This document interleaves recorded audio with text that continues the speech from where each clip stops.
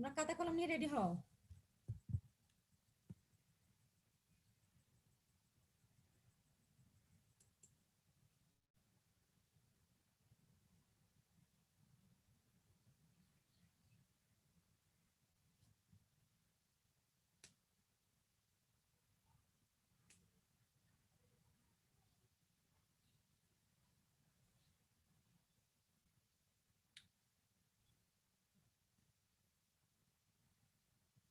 কয়জন আসছো তোমরা?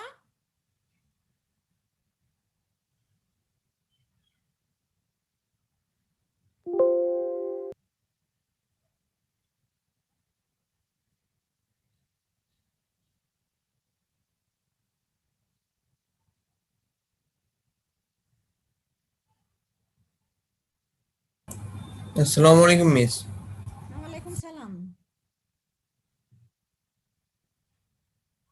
সবাই খাতা কলম নিয়ে রেডি? হ্যালো হ্যাঁ, তোমরা কি খাতা কলম নিয়ে রেডি? মিস, আপনার কথা বেশি শুনতে পাচ্ছি না। কথা শুনতে পাচ্ছ না? দাঁড়াও ম্যাডাম আওয়াজ একদম ছোট আসতেছে।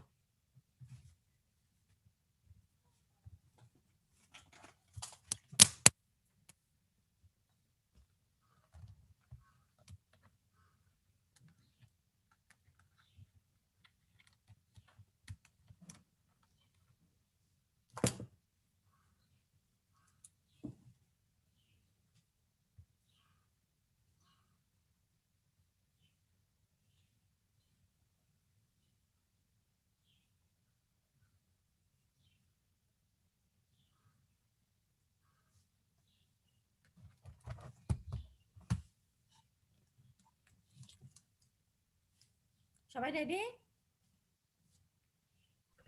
ম্যাম ম্যাম শোনা কথা যাচ্ছে শোনা না ঠিক যাচ্ছে না। মতো।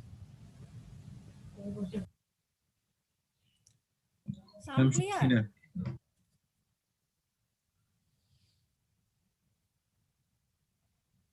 Sound clear?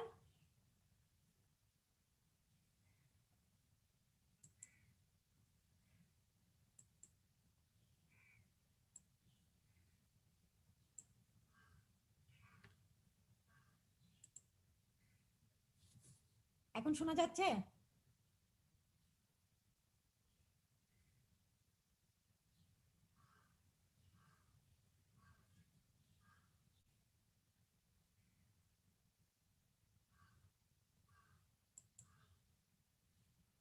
সাউন্ড ক্লিয়ার আছে? জি ম্যাম, এখন না ম্যাম, শোনা যাচ্ছে।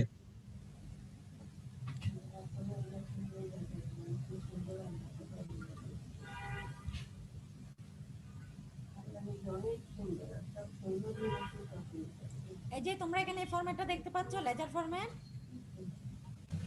Yes ma'am. Date, particulars, reference, debit, credit, balance. ঠিক সিমিলার তোমরা ম্যাম আপনার কথা অনেক আস্তে আসতেছে। কথা আস্তে আসার তো কথা না।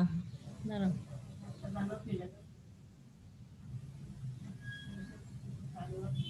আমার তো নেট ক্লিয়ার আছে। এখন ক্লিয়ার? সাউন্ড ক্লিয়ার আছে? সবাই একটু হেডফোন ইউজ করে দেখতো। শুনতে পাচ্ছি না। জি ম্যাম, হাই। শোনা যাচ্ছে। তোমাদের সাউন্ড খুব আস্তে আসছে।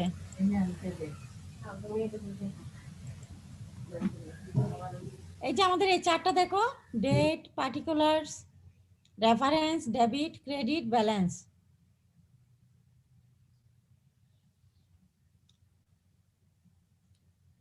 দেখছো? দেখি তোমরা কাগজ কলম নাও, কাগজ কলম নিয়ে ঠিক একইভাবে মোট 10টা চক করো।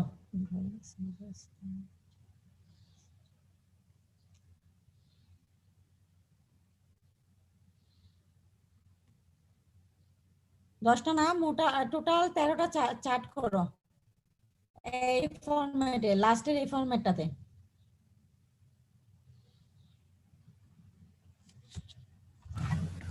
ম্যাডাম সব কি সেম সাইজের করব?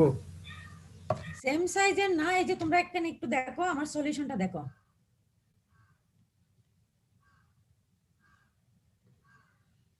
ক্যাশ অ্যাকাউন্ট একটু বড় করবা, ক্যাশ অ্যাকাউন্ট হাফ পেজ নিয়ে করবা, পেজের অর্ধেক নিয়ে করবা, বাকিগুলো মোটামুটি স্ট্যান্ডার্ড করো।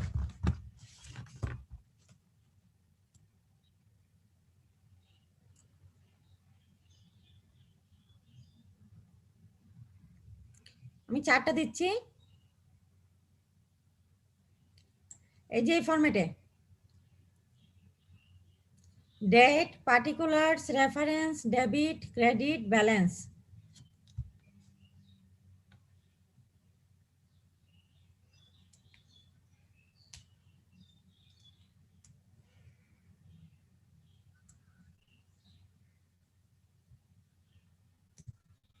টোটাল 13টা ফরম্যাট রেডি করো।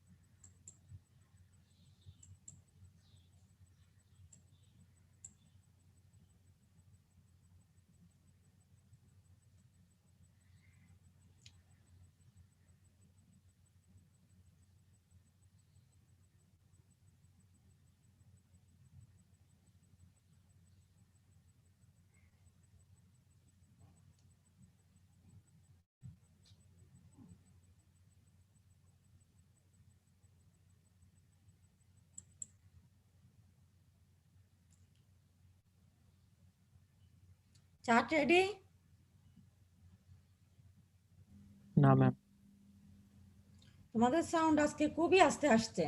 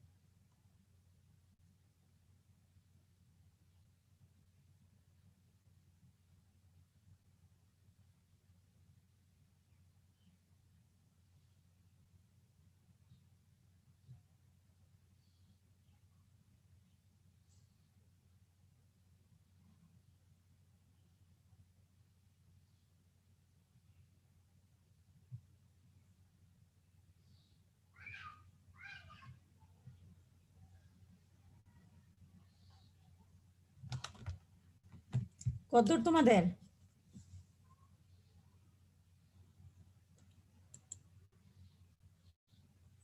Ma'am ready. সবাই রেডি?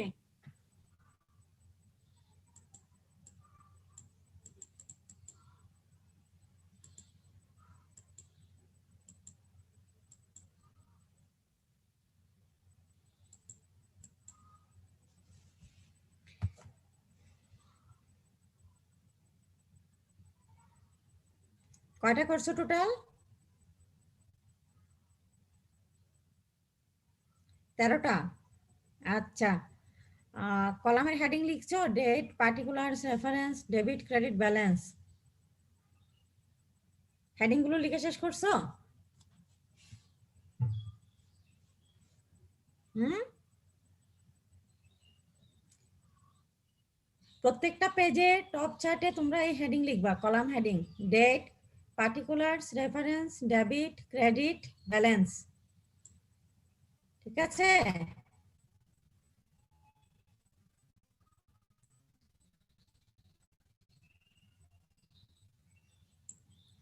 তাহলে এই দেখো, এটা হচ্ছে প্রবলেম নাম্বার 2, 3A। এটা আমাদের কাইসু কিমালের বইয়ের খুব সম্ভবত পেজ নাম্বার 86। আমরা একটু প্রশ্নটা দেখি, এটা একটু different type problem. Jack Schellenkamp owns and manages a computer repair service which had the following trial balance on December 31, 2009, the end of its fiscal year. এই যে দেখো, আমাদের বছর শেষ হয় সাধারণত ডিসেম্বর 31-এ, ঠিক না? জানুয়ারি টু ডিসেম্বর আমরা ইয়ার কাউন্ট করি। তো এখানে আমাদের একটা ট্রায়াল ব্যালেন্স দেওয়া আছে। ট্রায়াল ব্যালেন্স জিনিসটা কি আমি একটু সংক্ষেপে বলি। আমরা লাস্ট ক্লাসে যখন লেজার অ্যাকাউন্ট তৈরি করেছিলাম, লেজার অ্যাকাউন্টে প্রত্যেকটা লেজারের একটা লাস্ট ব্যালেন্স ছিল, ঠিক কি না? জি মিস ছিল। তোমাদের সাউন্ড খুবই আস্তে আসছে।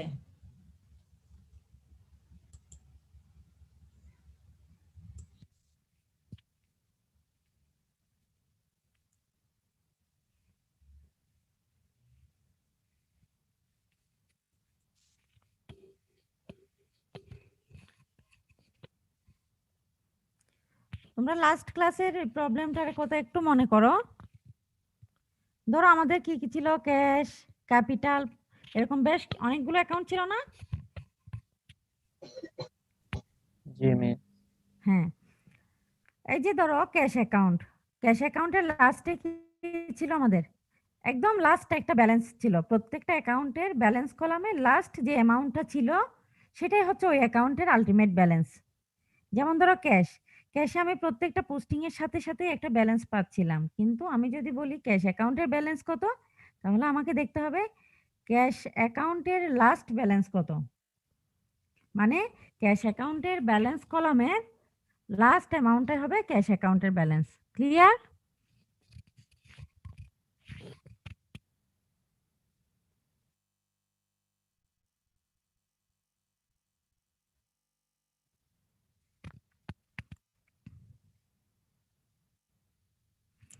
আচ্ছা, এখন দেখো,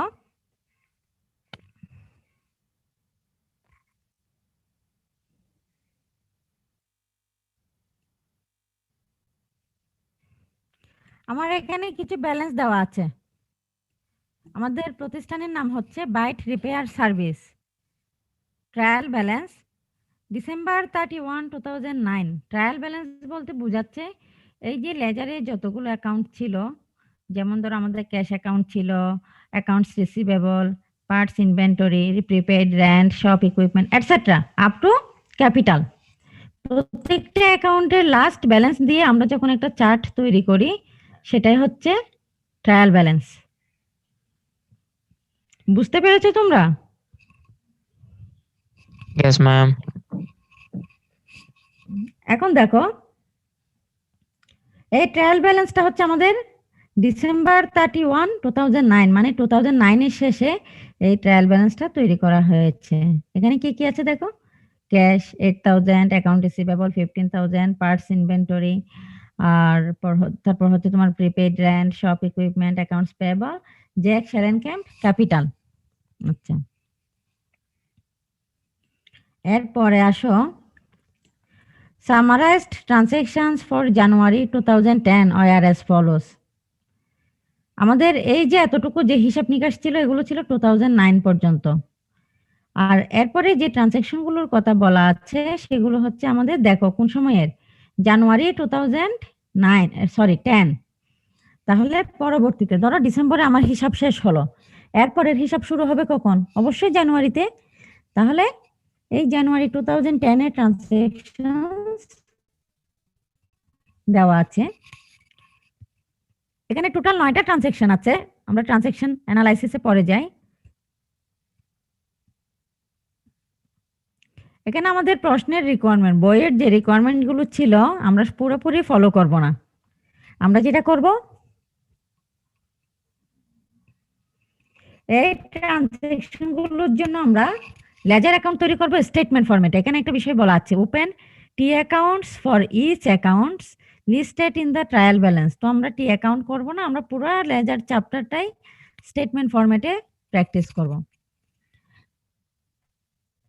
এখন আসলে এখানে কিছু বিষয় আমি বলি, যেমন ধরো তুমি এবছর ব্যবসা করছো, জানুয়ারি মাসে বিজনেস করলা, ঠিক আছে? মাসে দেখা গেল তোমার ক্যাশের পরিমাণ আছে কত, 12,000। মানে বিজনেস করার পরে তোমার ক্যাশ ব্যালেন্সের পরিমাণ আছে 12,000।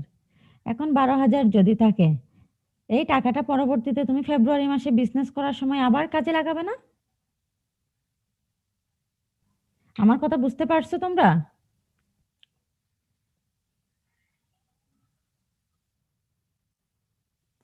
কি বুঝছো বলো?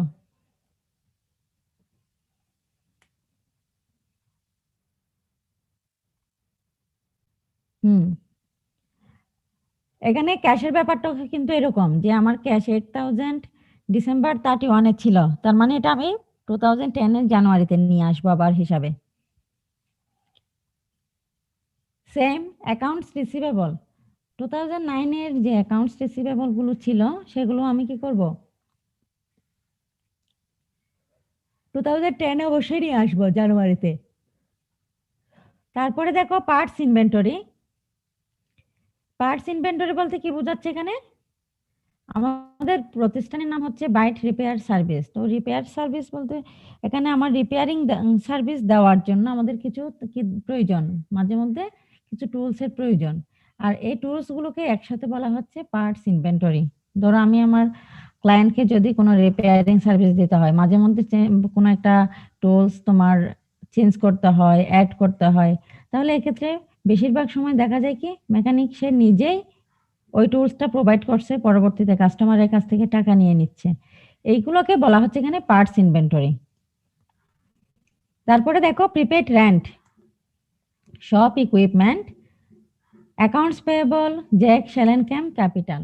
এখানে দেখো টোটাল কয়টা আইটেম, 7টা আইটেম। এই 7টা আইটেমের মধ্যে প্রথম 5টা আইটেম হচ্ছে ডেবিট ব্যালেন্স, তারপরের 2টা আইটেম হচ্ছে ক্রেডিট ব্যালেন্স।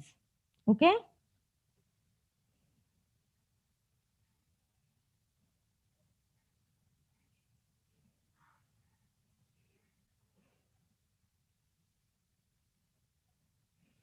এখন দেখো আমরা যখন লেজার অ্যাকাউন্ট তৈরি করব, আমাদের এখানে 2টা কাজ করতে হবে। প্রথম কাজ হচ্ছে এই ব্যালেন্সগুলোকে অ্যাকোমোডেট করা, এগুলো আমার সমন্বয় করতে হবে। এখানে ট্রায়াল ব্যালেন্সের যে ব্যালেন্সগুলো দেওয়া আছে এগুলো সমন্বয় করতে হবে। এরপরে আগের মতো আমরা ট্রানজ্যাকশনগুলোর পোস্টিং দিব। এখানে 9টা ট্রানজ্যাকশন দেওয়া আছে, টোটাল এই 9টা ট্রানজ্যাকশনকে আমরা পোস্টিং দিব। বুঝতে পেরেছো?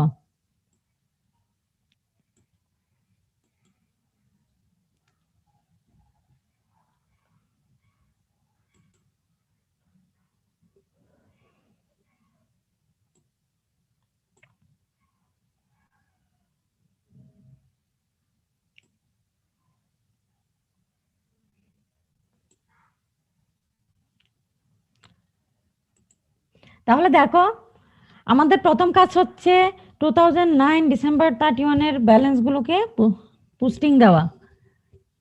এখন কিভাবে পোস্টিং দিব দেখো, প্রথমে আসো ক্যাশ। ক্যাশ এখানে হচ্ছে ডেবিট ব্যালেন্স, এই যে কলামের ব্যালেন্স এটা ক্রেডিট। তাহলে ক্যাশ অ্যাকাউন্টের জন্য আসো প্রথমে। আমার ক্যাশ ছিল 8000 ডেবিট ব্যালেন্স। এখন আমি এটা পোস্টিং দিব কিভাবে,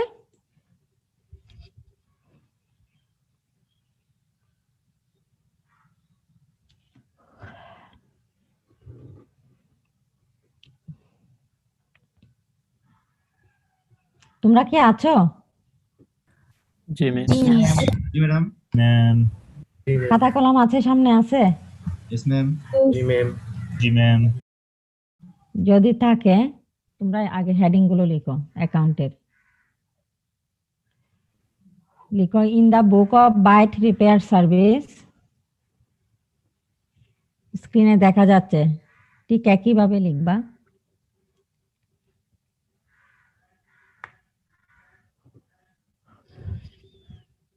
in the book of Byte Repair service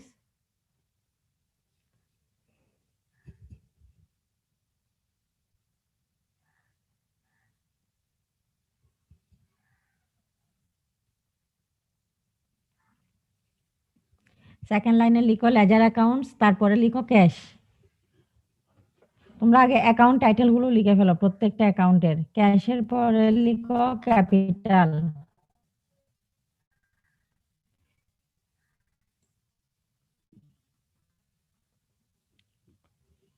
এরপরে লিখো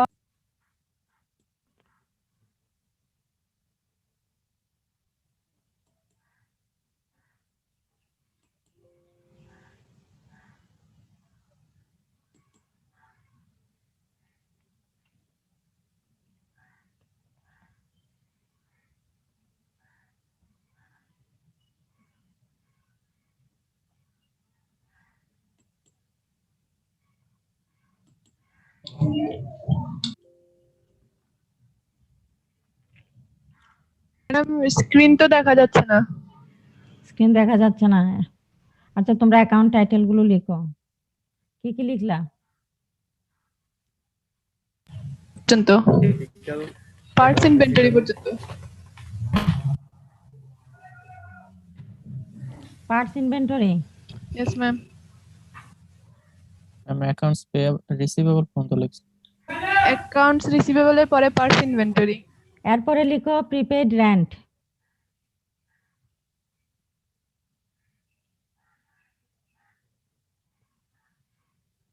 তারপরে লিখো শপ ইকুইপমেন্ট। ম্যাম অ্যাকাউন্টস রিসিভেবলের পরে পার্টস ইনভেন্টরি।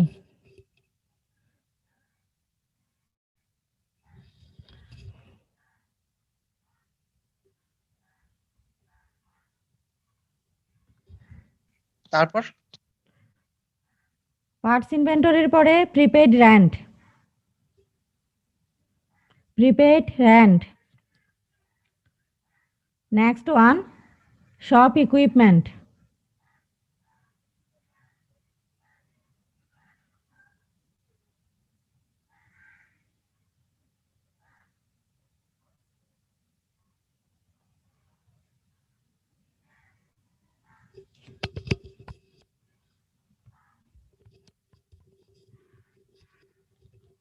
তারপরে লিখো অ্যাকাউন্টস পেয়েবল।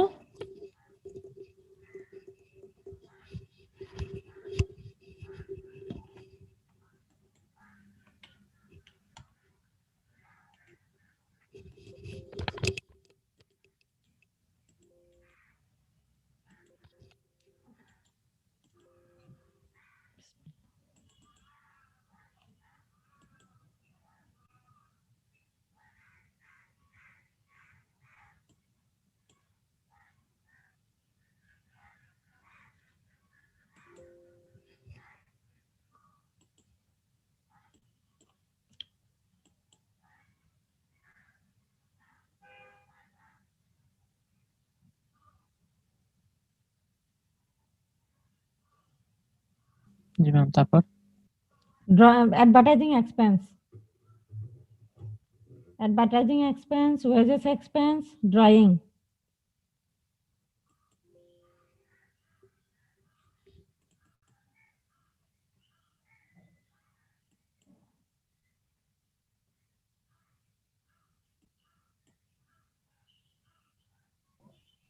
অ্যাডভার্টাইজিং এক্সপেন্সের পরেরটা কি?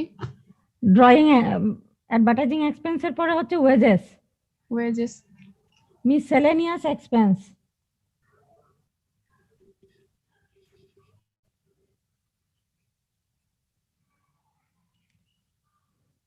তারপরে লিখো রিপেয়ার পার্টস এক্সপেন্স।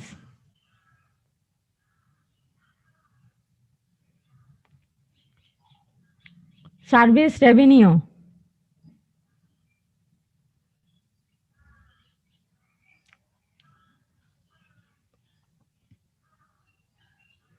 তারপরে লিখো ড্রয়িংস।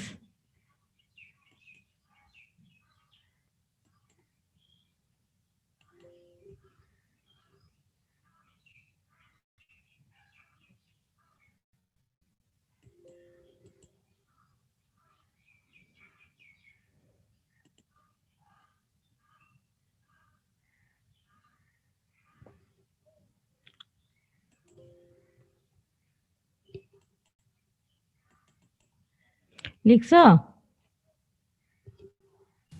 জি ম্যাম।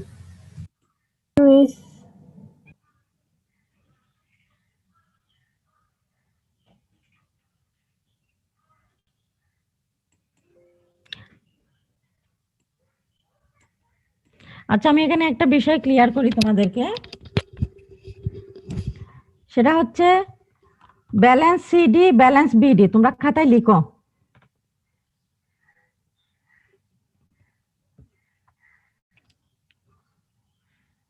ব্যালেন্স সিডি এবং ব্যালেন্স বিডি খাতায় লিখো। ব্যালেন্স সিডি মানে হচ্ছে ব্যালেন্স, সিডি মানে হচ্ছে carried down. Balance CD means balance carried down, আর ব্যালেন্স বিডি মানে ব্যালেন্স ব্রট ডাউন।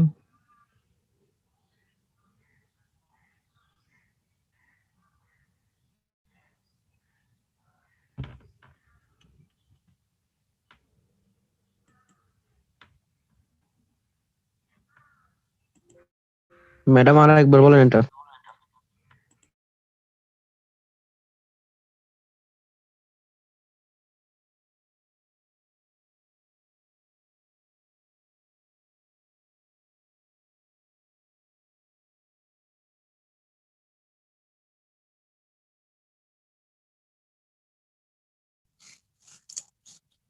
বুঝতে পেরেছো?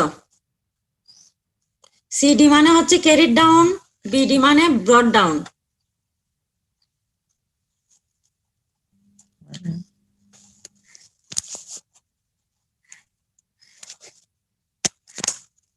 কখন ক্যারিড ডাউন লিখবো? মনে করো আমি ওই যে ডিসেম্বর মাসের ব্যালেন্সটা, 2009 ডিসেম্বরের ব্যালেন্সটা কি 2010 এর জানুয়ারিতে শিফট করব, তখন লিখবো ব্যালেন্স ক্যারিড ডাউন আর ব্যালেন্স সিডি। মানে কি প্রিভিয়াস ইয়ারের, প্রিভিয়াস অ্যাকাউন্টিং পিরিয়ডের টোটাল অ্যামাউন্ট আমি কারেন্ট অ্যাকাউন্টিং পিরিয়ডে নিয়ে আসতেছি। এটাকে বলবো ব্যালেন্স ক্যারিড ডাউন আর ব্যালেন্স। আরেকবার একটু বললে ভালো হয়। প্রিভিয়াস অ্যাকাউন্টিং পিরিয়ডের ব্যালেন্স, লেজার অ্যাকাউন্ট ব্যালেন্স যখন আমি কারেন্ট অ্যাকাউন্টিং পিরিয়ডে শিফট করব, তখন সেটাকে বলবো ব্যালেন্স ক্যারিড ডাউন আর ব্যালেন্স সিডি। মানে লাস্ট টার্ম থেকে আমি কারেন্ট টার্মে আনবো, সেটা হচ্ছে কি ব্যালেন্স সিডি। এরপরে আসো ব্যালেন্স বিডি আর ব্যালেন্স ব্রট ডাউন। ধরো আমি এই মাসের ব্যালেন্সটা কি করব, আগামী মাসে শিফট করব না?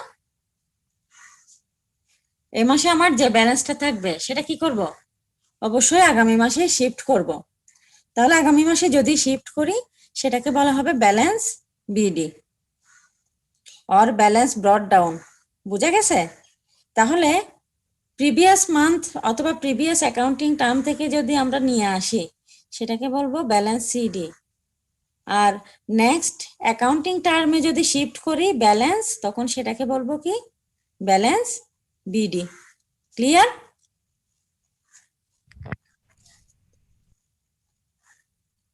এই দুইটা টার্ম ক্লিয়ার হয়েছে? জি মিস, ক্লিয়ার হয়েছে। এখন দেখো আমার এখানে 2009 ডিসেম্বর 31 এর ব্যালেন্স ট্রায়াল ব্যালেন্সে দেওয়া আছে। এখন আমাদের কিছু দেখা যাচ্ছে না। এই ব্যালেন্স গুলো আমাদেরকে কারেন্ট অ্যাকাউন্টিং পিরিয়ডে নিয়ে আসতে হবে। কিছু দেখা যাচ্ছে না। ম্যাম আপনার স্ক্রিন দেখা যায় না। স্ক্রিন তো দেখা যাচ্ছে না, আমি একটু সিস্টেম করছি, আমার পিসিতে একটু সমস্যা হচ্ছে, তো আমি কম্পিউটার সরি মোবাইল থেকে এখন কন্টিনিউ করছি। এখানে দেখার কিছু নাই, আমাদের ট্রায়াল ব্যালেন্সটা ছিল কি 2009 ডিসেম্বর 31।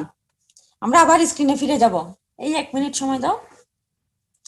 তাহলে আমরা গত বছরে যেটা এই বছর নিয়ে আসবো, সেই ক্ষেত্রে ব্যালেন্স সিডি লিখবো নাকি বিডি লিখবো? সিডি। কেন বিডি লিখবো? বিডি হচ্ছে আমি সিডি যখন সিডি বিডি কখন হবে? যখন এই মান্থটা পরের মান্থে নিয়ে যাব। এই মান্থেরটা যখন পরের মান্থে নিয়ে যাব তখন বিডি, আর গত মাসেরটা যখন এই মাসে নিয়ে আসবো তখন সেটা হবে সিডি। বুঝতে পেরেছো?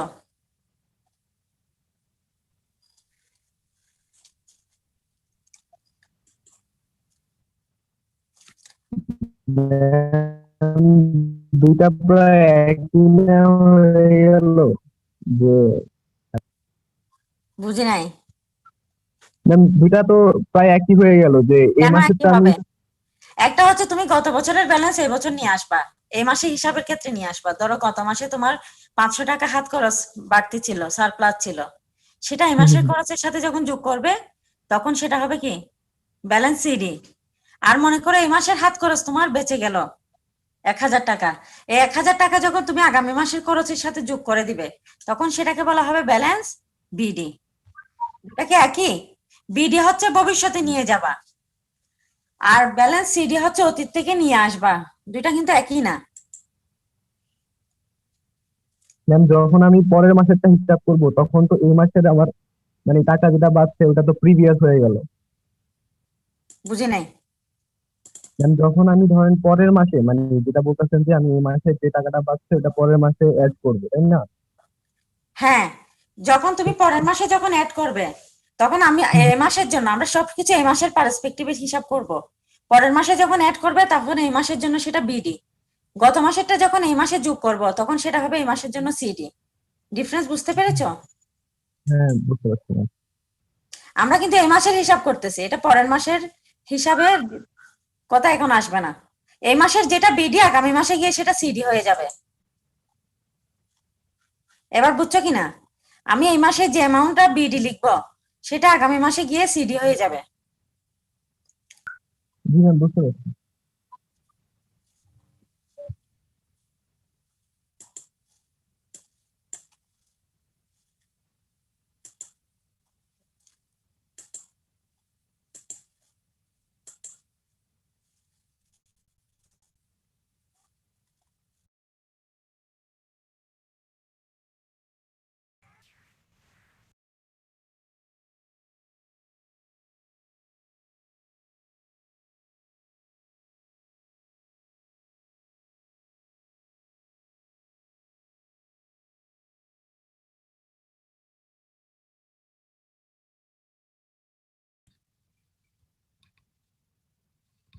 এই যে দেখো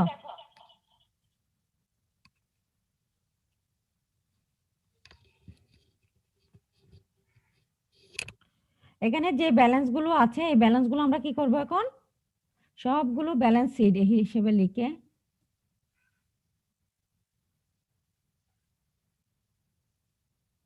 শিফট করব। তাহলে আমরা ব্যালেন্স গুলো সব লিখে ফেলি। লিখার পরে এই যে ধরো ক্যাশ অ্যাকাউন্ট, ক্যাশ অ্যাকাউন্টের ব্যালেন্স ক্যাশে ট্রান্সফার করব, ঠিক আছে? এরপরে দেখো ক্যাপিটাল অ্যাকাউন্টের ব্যালেন্স ট্রান্সফার করলাম। এভাবে প্রত্যেকটা অ্যাকাউন্টের ব্যালেন্স ট্রান্সফার করলাম। এই দেখো ক্যাশের ব্যালেন্স, ডেবিট ব্যালেন্স, ব্যালেন্স।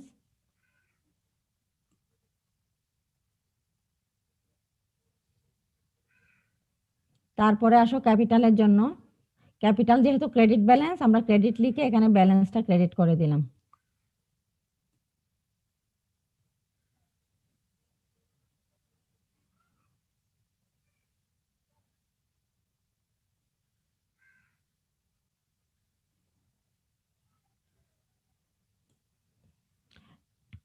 এরপরে account receivable, parts, inventory, prepaid, rent, প্রত্যেকটা অ্যাকাউন্টের ব্যালেন্সগুলো আমরা কি করব? শিফট করে দিব। এখন শিফট করার পরে দেখো পরবর্তীতে যে ট্রানজ্যাকশনগুলো ছিল, এই ট্রানজ্যাকশনগুলো কোন সময়ের জন্য? পরবর্তী ট্রানজ্যাকশনগুলো হচ্ছে জানুয়ারি 2010। তোমরা শুনতে পাচ্ছ? जी मैम। জি ম্যাম। তোমরা কি লিখতেছো? जी मैम। হ্যাঁ ম্যাম, লিখতেছি।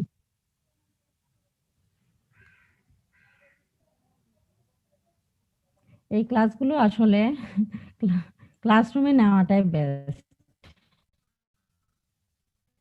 এভাবে ক্লাস নিয়ে আমিও কমফোর্ট ফিল করি না, তোমরাও আশা করি কমফোর্ট ফিল করতেছো না। কি অবস্থা তোমাদের? একটু শিখতে পারছো? হুম? मोटामोटी। কি শিখলা? মোটামুটি মানে কি?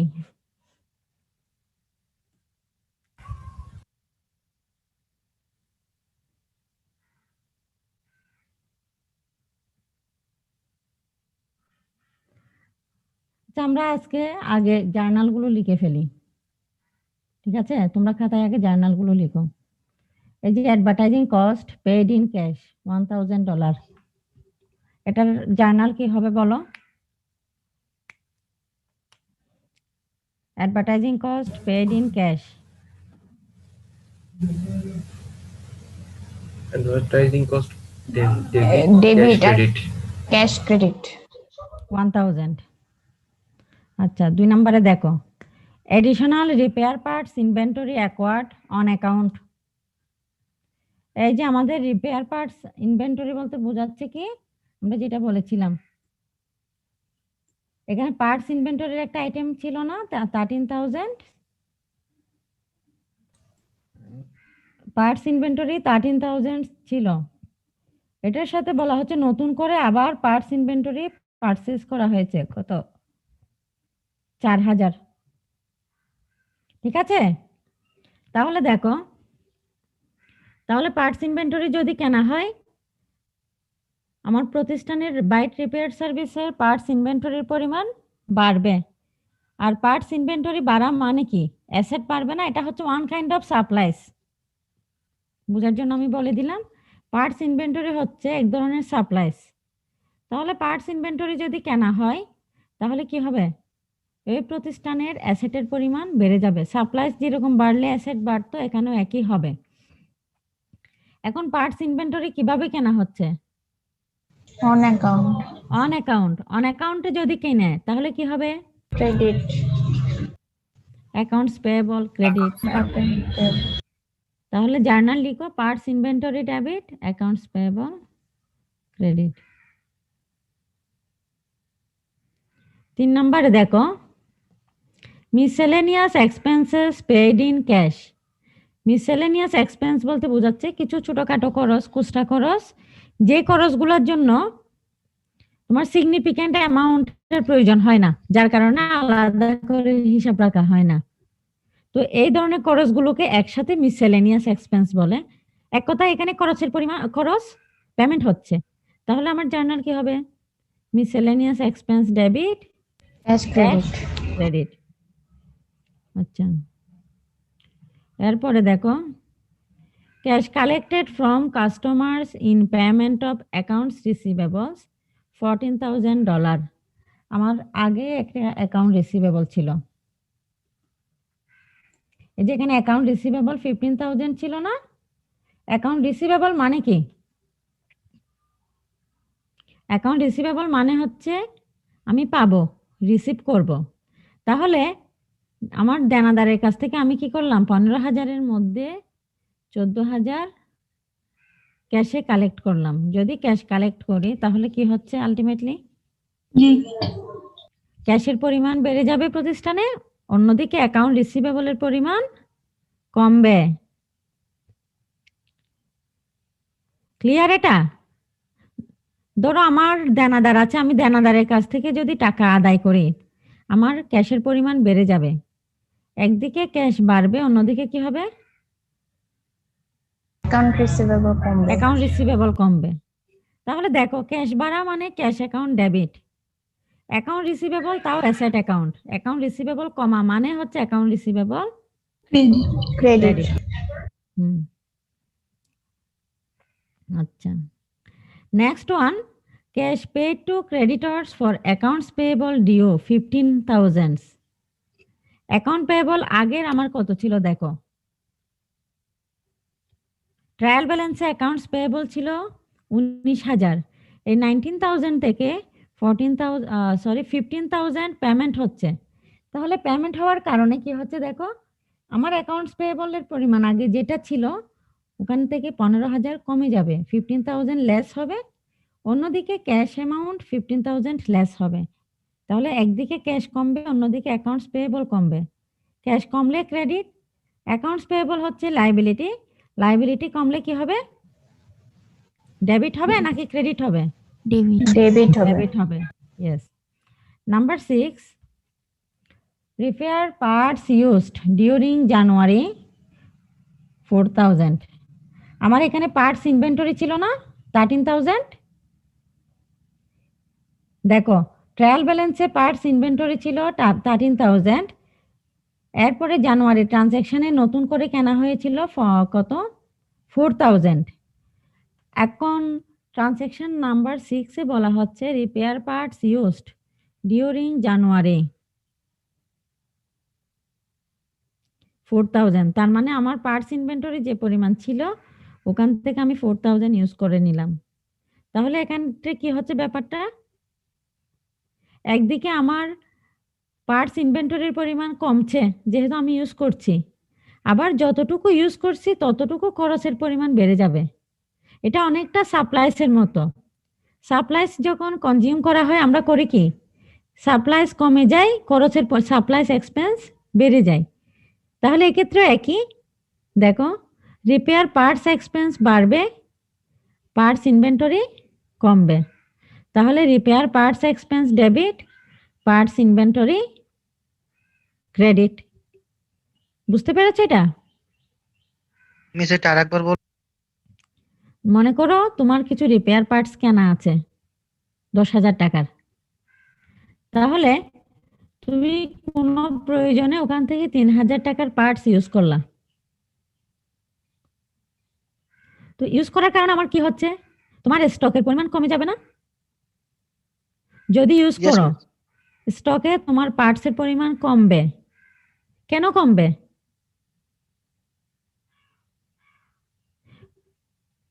কারণ তুমি ইউজ করছো, ইউজ করার কারণে অন্যদিকে খরচের পরিমাণ বাড়বে।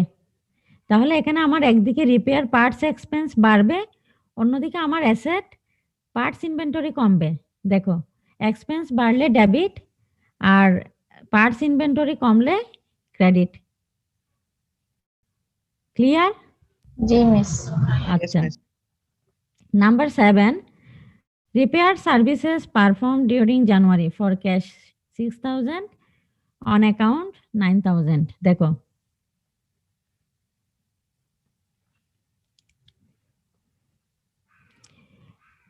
রিপেয়ার সার্ভিস দেওয়ার পরে ক্যাশ রিসিভ করলো 6,000, অন অ্যাকাউন্ট মানে বকেয়া আছে 9,000। তাহলে আমার জার্নাল কি হচ্ছে দেখো, ক্যাশ রিসিভ করার কারণে ক্যাশ অ্যাকাউন্ট ডেবিট 6,000। এরপরে দেখো,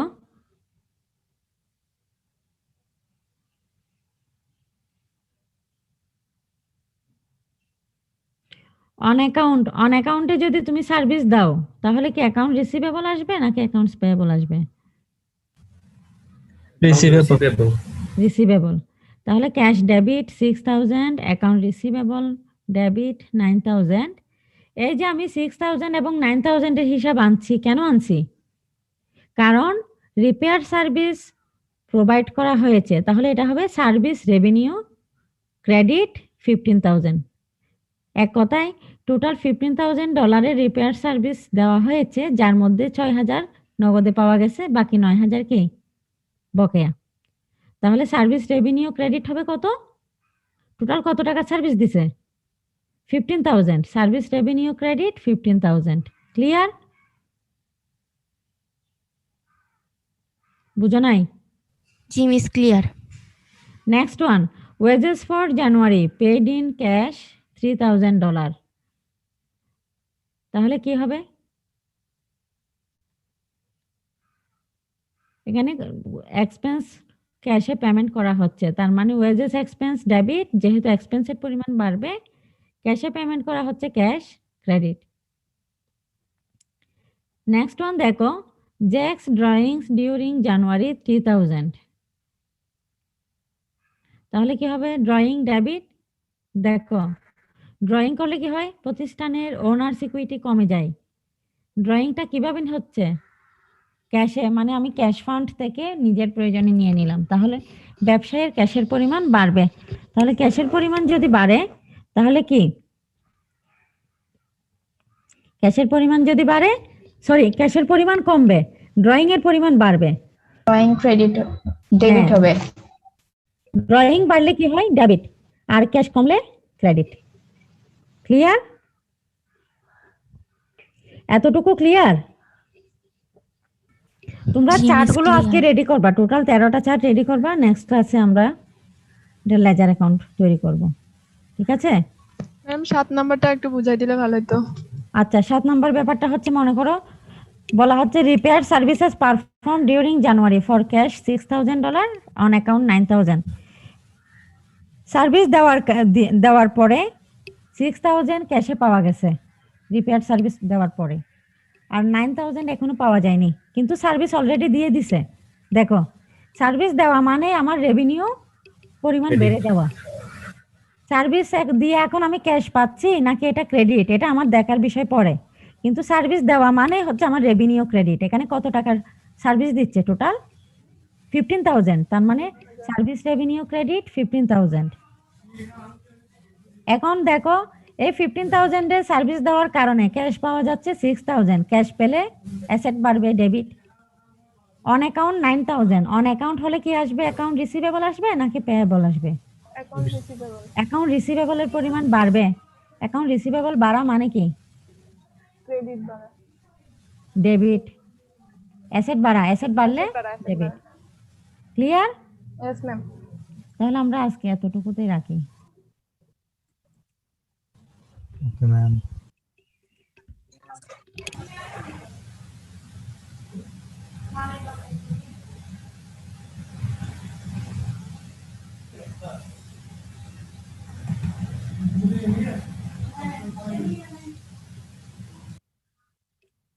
তাই তোমাদের অ্যাটেন্ডেন্স নেওয়া হয়নি?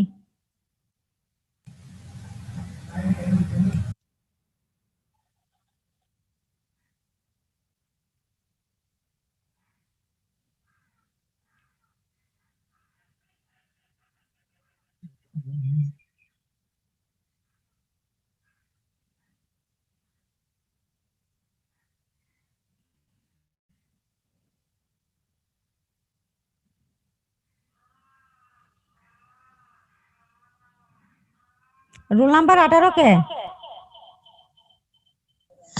ম্যাডাম, হ্যালো হ্যাঁ বলো। ম্যাডাম, আসসালামু আলাইকুম। নাম নাই যে? ম্যাডাম ভুলে গেছি।